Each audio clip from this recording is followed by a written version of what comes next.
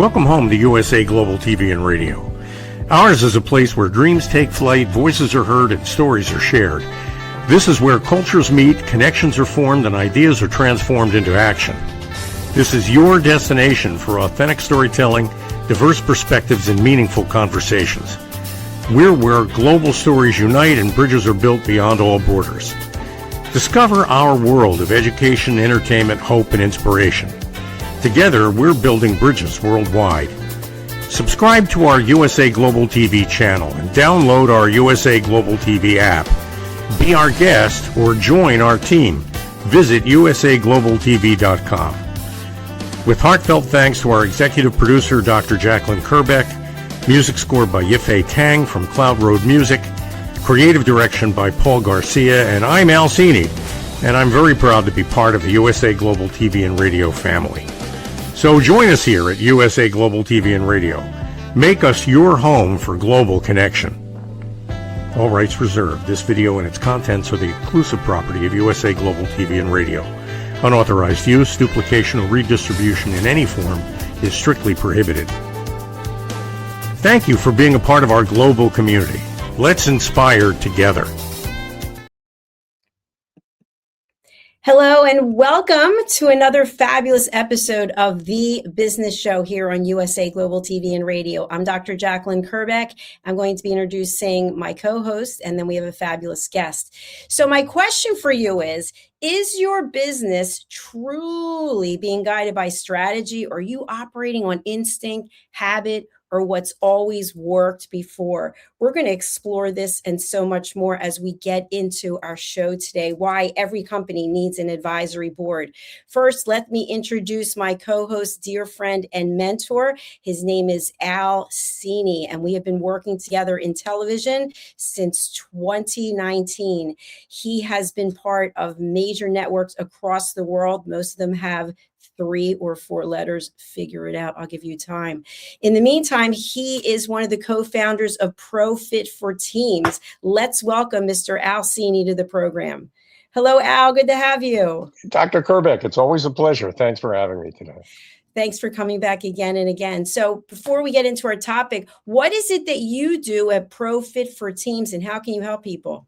ProFit for Teams is a team development program that, and we don't call it team building because we go beyond that. What we try to do in ProFit for Teams, what we actually do, is help a team discover the collective personality that represents who they are when they're doing their best work on their best day. Then we use that as the core, that data, really, it's very data driven.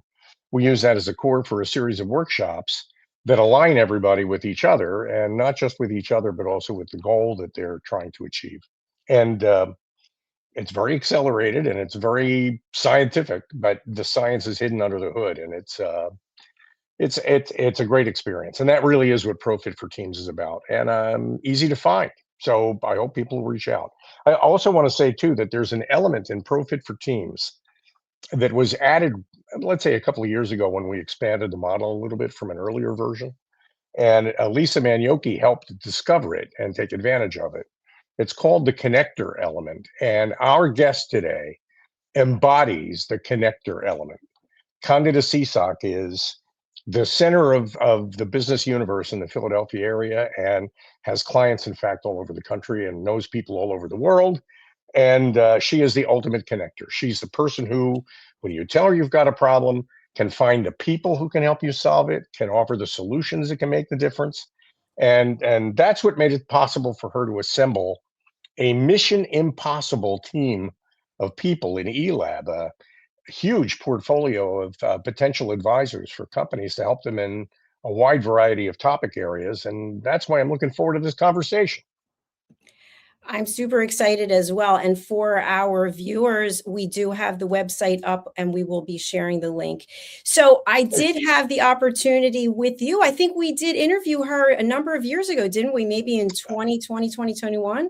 We did. And the world of Candida Cisak has only gotten bigger since then. All right. Without further ado, let's welcome Candida Cisak. Hello. Nice to have you. Hi. Good morning. Candida, how are you doing? I'm good. Thank you for inviting me on the show. It's great to have you. Great to have you here.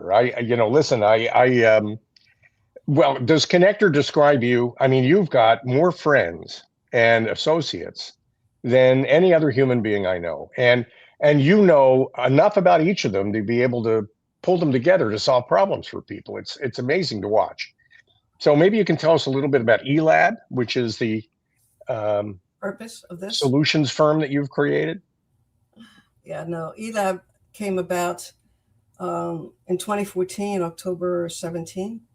We started in August gathering information whether it was worthwhile having an organizations of executives that would be advisors. And after I wrote to 30 CEOs, they answered and said absolutely. I called a breakfast at the Four Seasons. 28 of them showed up, and that's what started the organization. So we've grown since the last time I've talked to you, in the sense that now we are executive leaders for advisory board. We're service marked. We're a 501c6. Most people will refer to us as the matchmakers of advisors to CEOs. Because we're a 501c6, we do not accept money from the CEOs that engage our advisors.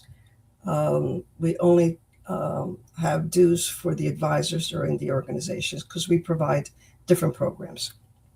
So there's absolutely no risk and no reason why anybody who think they might be able to get you to engage your team to get help should call you. Everybody should just call you. There's no reason not to call you. I've often said that, but I'm the founder, right? So Yeah. why don't people call? Because basically they get these executives, and if you look at their profiles, they are amazing, amazing executives. They've sold companies. Some of them are on board of directors. They've been high-level CEOs or COs of diversified companies, and basically they can provide that knowledge to help you strategically enhance your company, whether you're growing it or whether you want to sell it someday. That, to me, there's no reason why you shouldn't have an advisory board, either of 1 or 3 people. We like the odd numbers. You can have 2. And basically engage their brains for a small retainer to support your company's growth. It's amazing, and it's like it ought to be a public utility. You should just be able to plug into it. It's just great. And but before we get started, I know Dr. Jacalyn has a ton of questions, but I have one question to set the stage for this. What is the difference between an advisory board and let's say a fiduciary board, or a board of directors?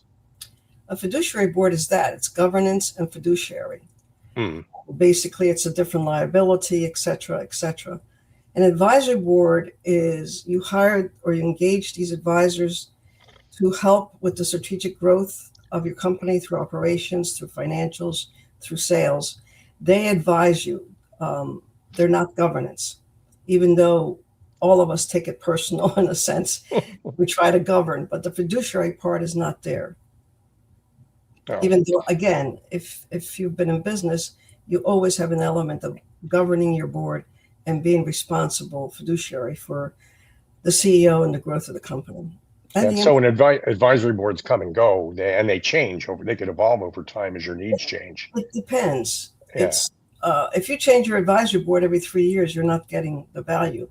You should have them depending on what the program is, or the strategy, or the journey. If you want one to help you build a strong company so you can sell it, that could be 4 or 5 years. Yeah. Unless you're selling fast and you don't care what the amount is. If you want a board to help you going from 2 million to 10 million to 20 million to 100 million, you want to keep the consistency of the board. Some might opt out after 3 or 4 years and you get another advisor, but the value of the advisory board, whether it's the same 3 or the same 2, is the fact that they're there to support the growth of the company. And all of them have tremendous connections and value, whether the connections are for business or the connections are depending on what you need.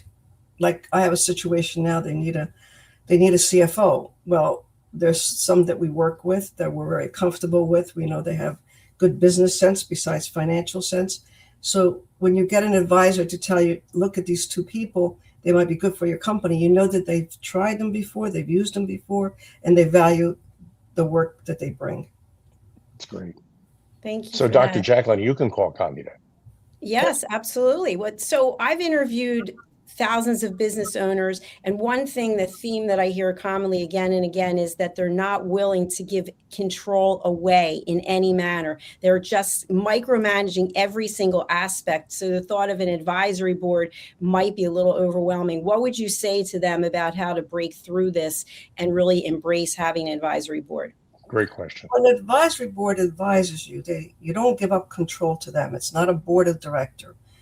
The fear usually comes with a board of director. I do sit on a board of directors, usually assigned by a judge, because they have to have a board for usually private boards.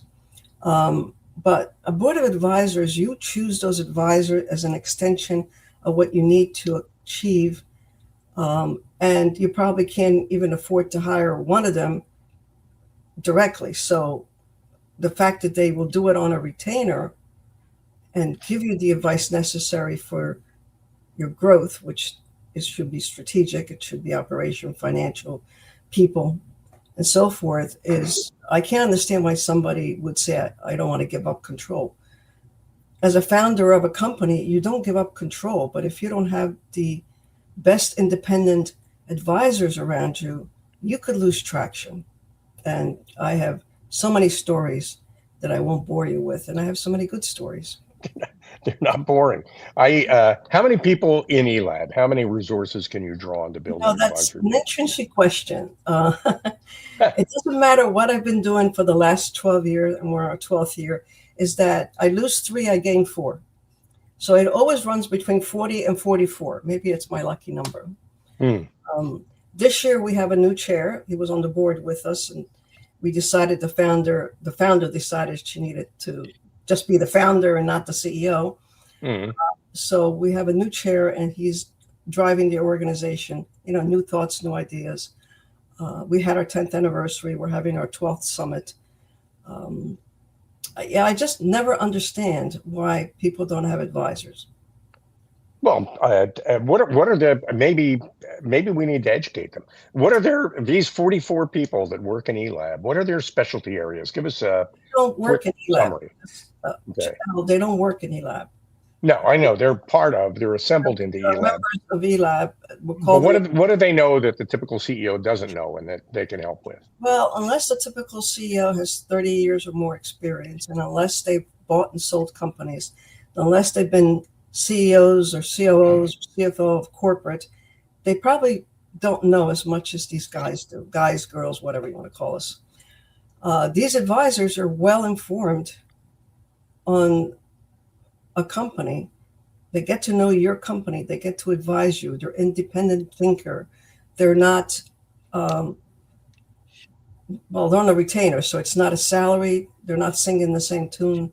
They're supporting and helping. And Dr. Jacalyn is kind of scrolling through the who's who of eLab. And I know a lot of these people, and they're great people. She just scrolled through me when I was younger. Time goes by fast, doesn't it? I just wanted to quickly go through the website. So I think you brought up a lot of good reasons why people should consider this. And I think something else as a business owner myself is we go through ebbs and flows. And at some point you realize you can't do it all yourself and you don't know what you don't know. And you just spoke about a retainer. So it sounds like you get this massive brain trust for paying a retainer fee, as opposed to if you actually had to go out and hire these people individually, it's not something that people might be able to do. Is that correct? Yes. And usually the CEO picks the advisor. We have a process called Catalyst. But I have a question. Can I change my background so you can see the logo? Yeah, absolutely you can. Is it the avatar? Is it the avatar that I No. You go down to the gear. It's a gear icon at the bottom of the screen. Yeah, there's a gear for StreamYard. There's a gear, okay. Yeah, a little gear shaped thing next to the red button on the left side of the red button. Oh, there. Yeah, Okay. you can just go to virtual background and then you might have to upload it. So while she's doing this, what are your thoughts, Al? You actually have been on financial advisory boards, correct? I have been Financial advisory boards, operational advisory, on a residential board, which in New York, which was a challenge. Let's just put it that way. And a board membership is a responsibility, Mhm. and it's a huge opportunity. So the board members benefit from this too. It's not just the customer that benefits from this. It's a really great synergistic way of working together to broaden everybody's perspective on Right. And future alternatives. secure that the growth of the company is healthy, and secure that if you would like to sell it, you get it for the proper dollars, right? Mm-hmm. What was I going to say? The catalyst process, which you knew, Al, is the growth company catalyst. We renamed it Catalyst. There's a process that nobody else has on how we have the CEO pick the advisors that are more beneficial to them. So it's not just who wants to be an advisor to that company. There is a whole process that is being used to have the CEO choose the advisors that are, well, first of all, they have to be simpatico with the CEO. That helps. And then they have to be able to support the CEO in his mission, his or her mission. A little later on, I'm going to ask you how you got into this, because I've known you for quite a while, and I've Yes. watched you go through some pivot points in your career, and it's been amazing to watch. It's really incredible. But for now, I think I want to zero in on the companies that ought to call you. On your website, you could be a company that's stuck or stalled, or you could be a company that's doing well but wants to reach that next level. To talk about that a little bit, because I think those are all great opportunities. I like the companies that want to reach a next level. If they're stalled, that's fine. That's a good challenge. But if they want to grow, if they want to take care of their employees, if they want to reach a certain market, strategy has to be a part of it. And strategy is like any race. You try it, you do it, and then you stay the course. But when you stay the course, there's always obstacles, and you have to know how to move around those obstacles. If you have a good strategy, you can move without losing sight of the vision of what you're trying to achieve with your company. And a board will keep that on target. Because their interest is not how much they'll make. Their interest is how much can they help this company get there. So it's also a community service in a sense, because their retainer would never, what they got, if you look at their history, their career history, or if they had a company, a retainer does not fulfill any of that. They're doing it purely to make sure that our companies that are in a small zone under $200 million, even though the company I sit on is $300 million, does grow successfully, does support the employees, does support the strategy and the vision. Yeah, it's great. When do you think is a good time to bring in an advisory board? Is it in the beginning? We talked about being stalled, the next level of growth, but for each company that might look and feel differently, especially in the beginning when business owners are purely in the tactical, as opposed to not looking at the big picture. It's like, oh, I have so much to get done, right? I'm wearing all these hats. So when's a good time to bring you in? The moment they realize that they need executive advice to take the company to the next level. Usually they're in the business as opposed to working the strategy of the business, and they can't get anywhere. They have business, they don't have business. Whatever structure they have is not positive enough to take them to the next level. Usually we get, at least I get, maybe it's my white hair, I don't know, but companies that the owners are about 60, 65, and they want to sell. They want to prepare to sell. They want to get the best value. I do get companies that are knocking their head against the wall because they can't grow. And usually it's to me, because of my experience, and to any advisors, you can pinpoint pretty fast what is stifling their growth. Anytime a CEO thinks about, I need help, that's when they should look into would an advisory board fit their thinking. I was Dr. Jacalyn, when you asked that question, my first instinct was to look at my watch. And I don't see a time on my watch that says now, but now is the time. I mean, as soon as you think you might need it, you need to make the call. That's when you need to find out. And I can't, and on top of that, a conversation with candidate will teach you so much. And you could learn what you need to do next just from the beginning of a conversation like that. And you've also got candidate on your team. You've got HR people, technology people, legal advisors. I mean, you've got a huge range of expertise to draw on, don't you? Yes, we do. And again, when there's a company that needs an advisory board, we send out the call through email.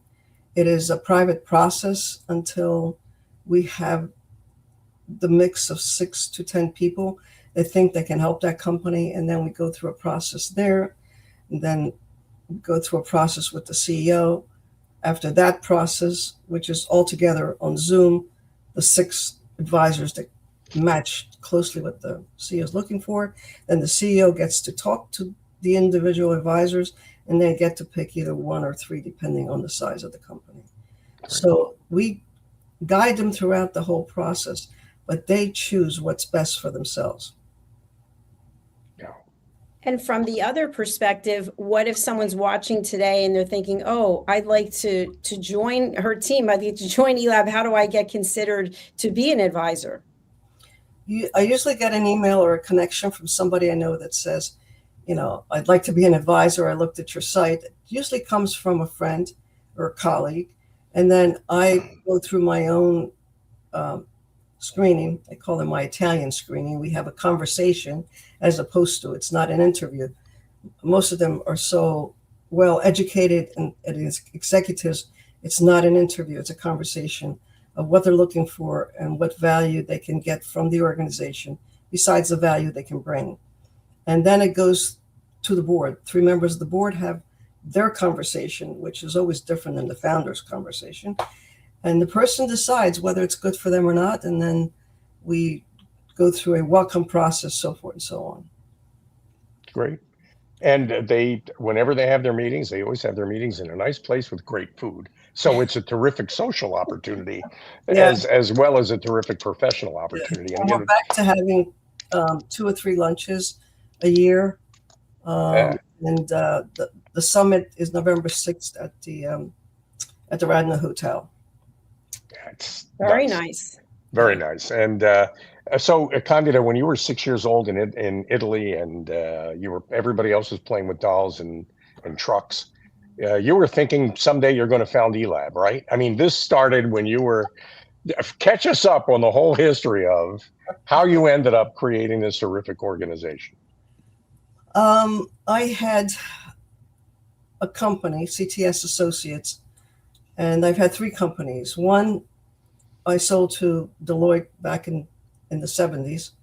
Another one I sold to Grant Thornton back in the early 90s. But I never lasted very long in corporate. Just the way it was. And I never got sad when I had to leave. I never look back at my career as I should have done this and should have done that, because if I lost a job or decided the job was not for me, I'd start a company. So in 2002, the same thing. I think there I lost my job for whatever ungodly reason there was in corporate. Who knows? Basically, I decided, okay, I'm not going back to corporate. I'm going to start a company. I started CTS Associates, and what that is a lot of consulting for a lot of growth companies. And one day, one of my first clients says to me, "You're burning out of consulting. Why don't you build me a board? You're good at that." I already was sitting on a university board, a hospital board, and a couple of nonprofits. But, those boards are the ones you give, not the ones that pay you. So, and I was sitting on a board that was paying me almost a salary, because some boards, if they're public boards, they're quite good in financial parts. But anyway, I looked around when my client said that, and I said, you know what, I am burning out, but I love advisory.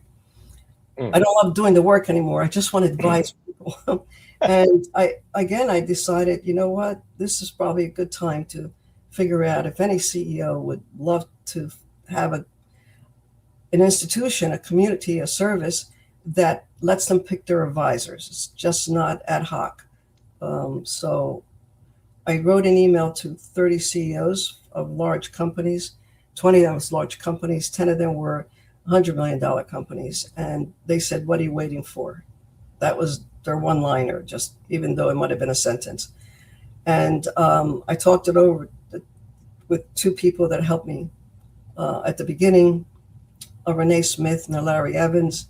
And they said, let's plan this. And we planned it.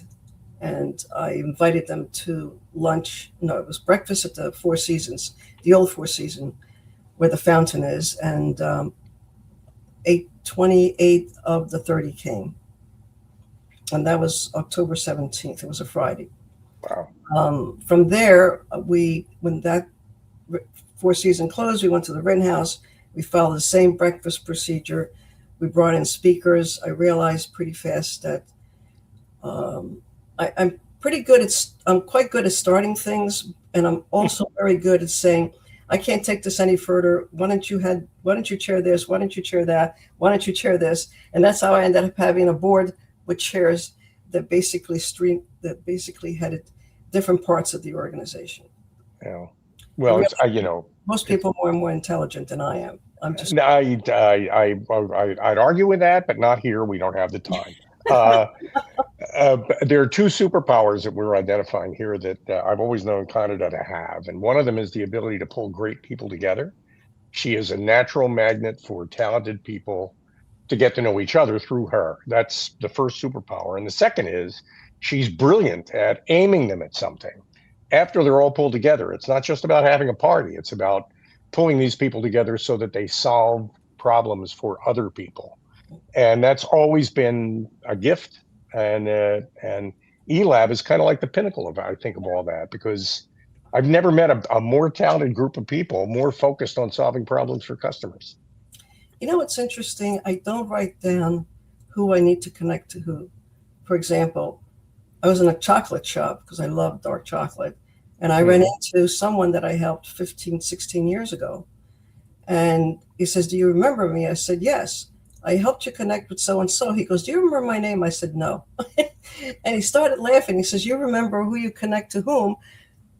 And of course, he introduced himself, and then we talked, and I'm helping him out with something else. And now he's ready to join eLab. I can remember who I connected to who, what year I did it, but sometimes I don't remember the name.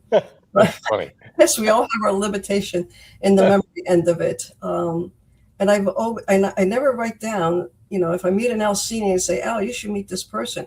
It's in my head. I don't write it down. It's magical.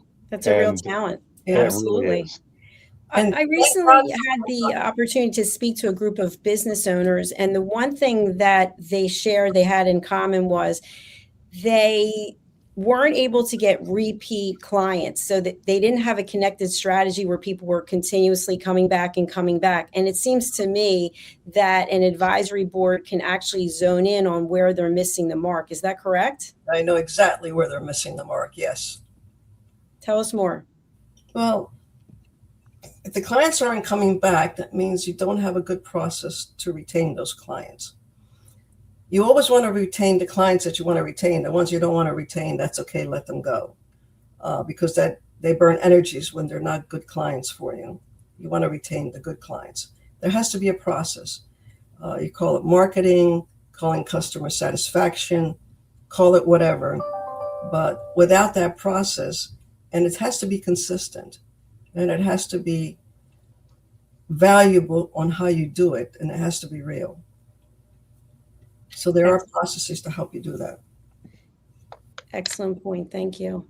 I have one follow-up question, then I'll go over to you, Al. So I think we understand the value of being in our car and driving by a business and we say, oh, we see the marquee, we see the sign. Okay, there's a brick and mortar business. Many businesses have gone online and some of them are really only using social media. So for example, I know people, their entire marketing strategy is on Instagram. It's not us, but I know people that's the case. I'm sure that there are people at eLab who have experience with marketing, social media, et cetera, and can help business owners who are coming from this perspective as well, right? Yes, we have actually on our board, we have John Koski from White Penny, which is a strategic marketing firm. And then he uses other people to do other things. But some companies are not made for the social media part of it. And consulting and advising, being an advisor, on a board of director or a board of advisors, that is all word of mouth. There's a lot of trust that has to be placed on the people you bring in as your advisors. So it's not the social media end of it, even though we do post on LinkedIn and all that good stuff. But it is about I call it the underground network that gets you to a CEO that wants to have you on their board. Thank you for clarifying that. And just to clarify further, people who have businesses and they're using social media, they can still come to eLab and apply to work with you as well. Yes, yeah. Absolutely. Okay, Al. That was such a great question. I mean, one of the things we're looking for on the business show are business people to talk to. And just in this conversation, I figure we've got 44 potential guests in all the members of eLab. And we definitely want to talk to each of them individually. I know many of them, and every one of them has a complete story to tell about how they have been successful in business and helped other people be successful in business. And that's the magic of kind of the CSAC, is to pull them all together into this thing called eLab, which I think is just great. So where do you see it going next? I mean, do you want to grow it? Do you want to spread it out to other areas? Well, executive leaders for advisory board will grow on its own. It's not, we're not looking for members. We're looking for qualified advisors. So, and we're staying on the East Coast, even though some of our advisors, we have one in Kentucky, which I love because I love his accent. Great. I said that to him. You can join. You got the accent. And we have 2 or 3 in Florida. It's going to be a third one in Florida. They come up. They do all the series that are on Zoom, and they come up sometimes for the lunches, but they always come up for the summit, which is always, it's usually the end of October. This year it's November the 6th. So they don't feel like they have to be at every face-to-face meetings, but we left it on Zoom because the audience is there. And it gives flexibility too for us. That's great. So your customers then are all over the area, not just in the Philadelphia area, but elsewhere in the country. Maybe you can profile that for us. I think you know Tom Scuria. He does the outreach program. Mm-hmm. Yeah. So he's still, I mean, he loves doing the outreach. He's a master of that. So he's presented at the Union League. He'll present to law firms, accounting firms, strategic exit partners. These are all places. Our advisors or members, whatever you choose, do go out to live events. And that's where we get the information back from. Great. I'm wondering for our audience out there, because there are people from all different walks of life when it comes to business. We talked about connecting strategy and how that can be a miss and people are not getting repeat customers through the door. What are some other blind spots that business owners might not be able to see that your organization can help with? The organizational attachment, I call it, where they're attached to certain people in the organization, but those people are not functioning well for the company's growth. They haven't come out of the beginning years. They've been with the company. They're not growing with the company. And then the third thing is basically their financials.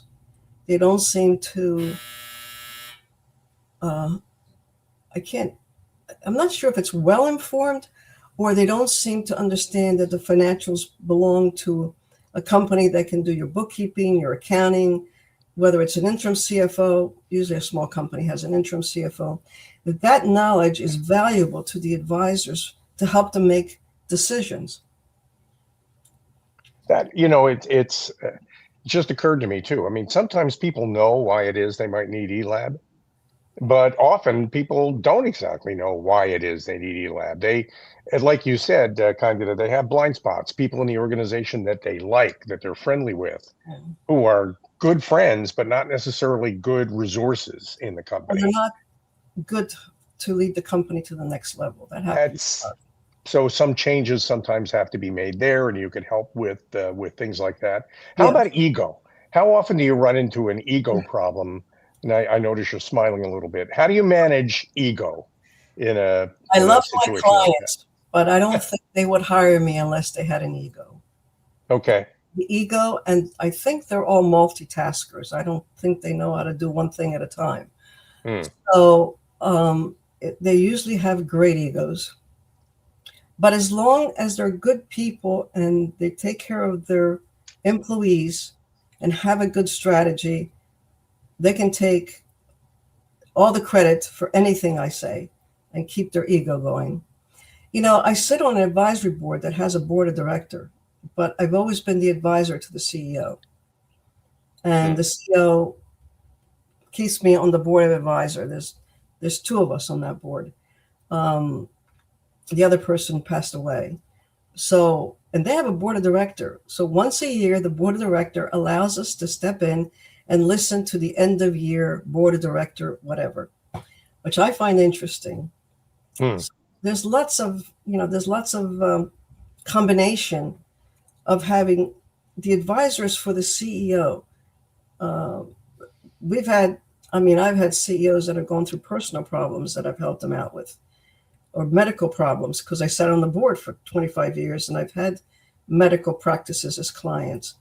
There's a wealth of knowledge they all have that you can't write in one bio. You have to talk to them to realize where they can help you. That's a dimension that you've just sort of identified in ELAB. These are people that we're talking to and working with, not robots. No. So you've got to be more than just your title in the company. You're a human being and you're living a human life in the middle of all these business problems or issues you might be facing. And that's something I've always been able to count on, just knowing Candida as a friend. If I have any kind of a problem, I can call her and talk about it, and she'll have advice to offer and support to offer. And not always just business, which is, gosh, a good human being. And that's, I think, the ultimate reason why people want to pick up the phone and call her. And engage any of the advisors. They have a wealth of knowledge. Okay, I'm the oldest in the organization. I think I've been working 61 years. Congratulations. Think of how much. It's funny, I'm older than some of the members. Yeah. Than a lie. But you can't put that knowledge between corporate and having companies and helping companies into a bottle. You can't. You have to talk to them to realize what they can offer. And some of them are very opinionated about things. But when they're talking to you as the CEO to help you, their opinion comes from helping you. You see what I'm saying? There's no hidden agendas. Yeah, that's great. Absolutely. And I do want to say too, in knowing Candida as I know her, while she's had years and years of experience in a variety of different roles for a whole lot of different businesses, between her ears, she's 23 years old. Well, you see that picture? I'm not taking that off. No, you keep that picture up there. Yeah, great. Well, it's hard to believe, but we've already gone through our time for this episode, and we have been sharing your contact details. But what's the best way for people to get in touch with you, and who would you like to reach out? They can get in touch with me either by email, which is my Comcast email, pjscts@comcast.net. I've had that for like 25 years. And my mobile number. I mean, I'm attached to my mobile, which does not make my husband happy at sometimes, but it is 609-471-1188. And I've had that since 1981 when it was my car phone. Okay, It is was that one of those. 609-471-1188? 609-471-1188. Okay. And I You do got that? answer text, yes. Yeah, it's funny when you said car phone. I remember I'm old enough to remember getting a fax machine because people said you need one. And I'm Yes. old enough to remember getting rid of it because everybody said, you still have a fax machine? So, yeah, and the car phones, you remember them? They used to sit in the console between the two Oh, front yeah. seats. Yep. Oh, my God. And they made these horrible noises when you started the car. Yeah. It There- was, yeah, that's a good time, though. That's great.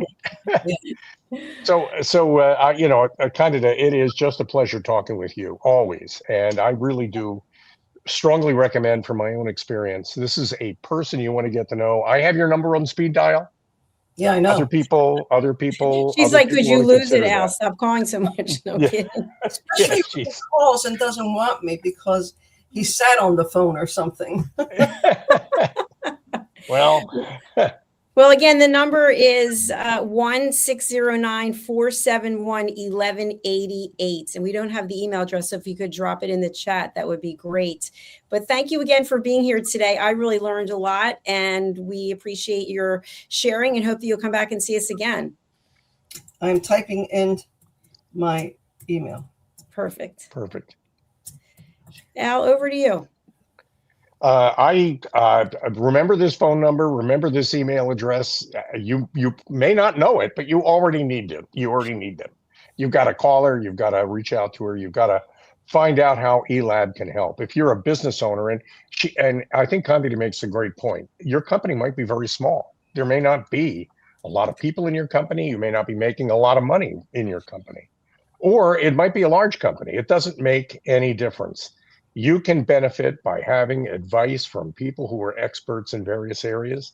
And Candida has done a spectacular job assembling a Mission Impossible force of 40 plus experts in various areas that can help.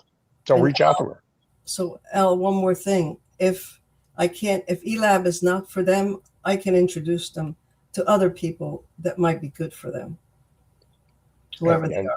Yeah, that's, I can thank connect, you, that's for Candida. sure. The ultimate connector. And for That's our great. audio only audience only who will be listening to this later on a podcast platform, the email address is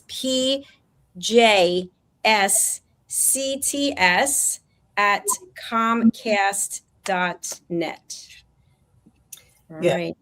Great. The phone and the email are been with me for, I don't know, 30, 40. I don't brag about this much, but I still have an AOL account. I do too. Don't tell anyone. I left it alone because basically with all the contacts I have, they're not going to memorize something else. No. Be the same thing and Yeah. Yeah. You mean you're still at this number? I know, I hear that. This is still your number? Yeah. Why would it change? Right. You got it. Candida, thanks for your time today. I really Thank you appreciate again for being here. Thank Bye you for for now. inviting me. I really, truly enjoyed this. Thank you very Yes. much. Dr. Kerbeck, Mr. Alcini. My pleasure. Thank you. Bye. Al, thank you for being here. If people are interested in working with you and Lisa and your team at Profit, what's the best way for them to get in touch with you, and who's a good contact for you? My phone number is 212-480-3730. And my email address is al@pro-fit4 teams.com. And it's funny these days. It's hard. It's kind of hard to describe who want to call me because I'm having so many great conversations with so many people. My original understanding of Profit for Teams was that it solves organizational problems for middle managers in large companies who have teams of people that they manage, or for small companies that consider themselves to be a team. And I've always imagined that. It's a terrific kind of a team building experience. It's way better than the typical entertainment experience that people have. So we're a great way to solve the problem of, oh my God, I got a bunch of people coming in from all over the world in April. What can I do for them to get the ball rolling? We have a great solution for that. That's based on what's already in their people's heads. That's what's so interesting about it. But lately, I've been having conversations with people who see a bridge with artificial intelligence and a bridge with other areas. And that AI bridge is expanding at the moment. We're modifying our approach so that we work not only with people, but also with AI agents. If you can imagine it, the number one problem people have in companies when it comes to their people is the onboarding problem. What do I do when somebody joins? How do I teach them what's expected of them and what it's like to be here? We have a great solution for that. And it turns out that we're now tweaking our solution so that when you onboard AI like ChatGPT or Copilot, when you onboard an AI, we have a solution for that. Because when you think about it, really, if you're using AI correctly, then AI is part of your team. It doesn't replace your team. It doesn't replace the people on your team. It joins your team and helps your team be its best collective self that it can possibly be. And we have a way of teaching that collective personality to something like an AI bot. And it's turning out to be a pretty interesting series of conversations these days. So call me, I guess, and let's talk. All right. Well, I'm closing out the show. Please drop your email address and your phone number into the chat as we don't have them here on the screen. Okay, All right, everyone. Okay, I will do that. Okay. Thank you. Thanks for being here today. We really do appreciate it. If you have not done so, please do subscribe to our YouTube channels. We're streaming on many locations, but we'd love to have you as part of our community, USA Global TV and Radio, where we have earned the YouTube Silver Creator Award for over 100,000 followers, and Dr. Jacalyn Kerbeck. And just on a personal note, I do have a number of books that are coming out. One of them is a business book, Stop Giving Away Your Value. Are you giving everything away for free and wondering why you are not making any inroads or your business isn't growing? That book will be coming out shortly. But another one that's really near and dear to me, as my role in the Crohn's Colitis Foundation, being a board member and also being a fundraiser and also being a patient, is my new book that's coming out for children. It's called My Tummy Hurts. Take a look, and then we'll be back with our next program. Thank you again for being here. Bye for now. My Tummy Hurts by Dr. Jacalyn Kerbeck. Meet Jackie. She loves recess, running with friends and laughing on the playground. At school, Jackie tries to play like she always does, but suddenly the pain comes back. Lately, something feels different and her tummy hurts, sometimes a little and sometimes a lot. With the help of a caring teacher, a nurse, her mom, and a kind doctor, Jackie begins to understand what her body is trying to tell her. Sometimes tummy pain is more than a simple bellyache. Some children live with conditions like ulcerative colitis or Crohn's disease. Jackie listens to her body. She asks for help. She knows she's not alone. And Jackie finds her way back to running, laughing, and being herself. My Tummy Hurts, a kid's guide to bellyaches and bathroom troubles by Dr. Jacalyn Kerbeck, available on Amazon and in fine bookstores around the world. Is it true? Is it kind? Is it necessary? In a world quick to judge, one book dares to reveal the hidden cost of silence. Discover holy but harmful, The Silent Sin of Judgment, How Hidden Judgments Destroy Relationships and Damage Lives by Dr. Jacalyn Kerbeck. The Amazon #1 bestseller that's transforming the way we understand ourselves and the way we see others.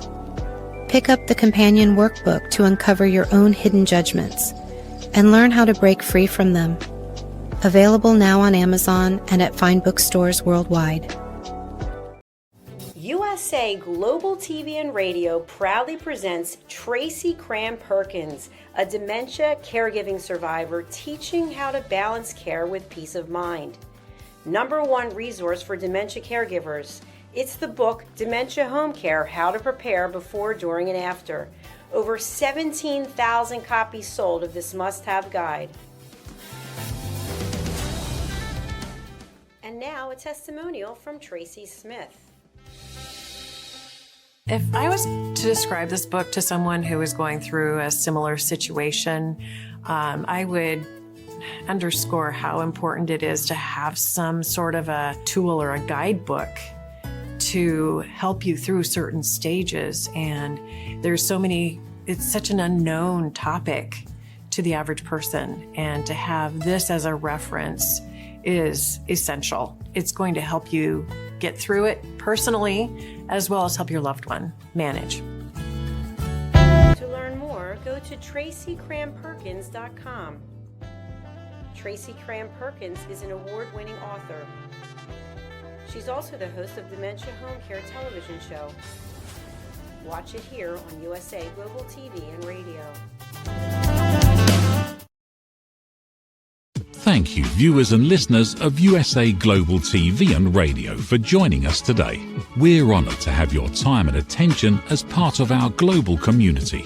At USA Global TV and Radio, we believe in the power of authentic conversations, meaningful connections, and creating a world of possibilities together. Want to be part of something bigger? Join our team of elevated listeners at usaglobaltv.com, a space where your voice matters and your ability to listen transforms relationships. Stay connected with us across all our platforms for thought-provoking discussions, expert insights, and empowering stories. Subscribe to our channels at youtube.com/c/USAGlobalTV. Follow us on social media and explore the endless opportunities we're creating for growth, learning, and inspiration. Together, we're not just broadcasting, we're building bridges and changing lives one conversation at a time. For inquiries, contact us at info@usaglobaltv.com. Produced by Executive Producer and Director Dr. Jacalyn Kerbeck. Voiceover by Mike Porter. Creative direction by Paul Garcia. All rights reserved. Visit usaglobaltv.com to view our full terms and conditions.